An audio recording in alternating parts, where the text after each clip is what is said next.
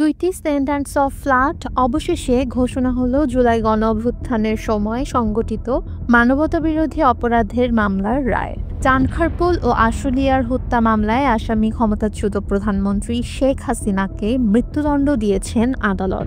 একই সাথে সাবেক স্বরাষ্ট্রমন্ত্রী আসাদুজ্জামান খান কামালেরও মৃত্যুদণ্ড ঘোষণা করেন আন্তর্জাতিক অপরাধ ট্রাইব্যুনাল।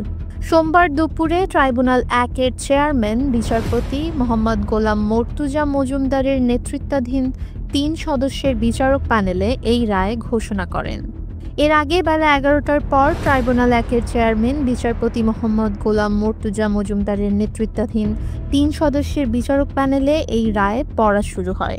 ট্রাইব্যুনালে বাকি সদস্যরা হলেন বিচারপতি মোহাম্মদ শফিউল আলম মাহমুদ ও বিচারপতি মোহাম্মদ মহিবুল হক এনাম চৌধুরী।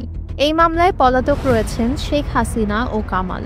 তবে গ্রেপ্তার হয়ে প্রায় বছর খানেক ধরে কারাগারে রয়েছেন সাবেক আইজিপি মামুন। যদিও রাজসাক্ষী হয়ে ট্রাইব্যুনালে সাবেক প্রধানমন্ত্রী স্বরাষ্ট্রমন্ত্রীর বিরুদ্ধে সাক্ষ্য দিয়েছেন তিনি, ফলে সাবেক এই আইনজীবীর শাস্তির বিষয়ের ওপর ছাড় দেন প্রসিকিউশন।